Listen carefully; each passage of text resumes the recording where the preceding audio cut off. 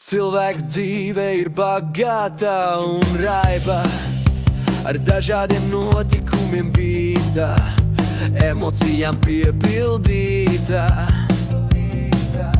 Mēs paši esam savas dzīves veidotāji, režisori, scenāristi, pamatu līdzēji. Dzīve ir kā seriāls, piedzīvojumiem pilna un intrigām vīta. Katra diena sākas no jauna, un neviens nezina, kā tā beigsies, jo šim seriālam nav ne sākuma, ne gala.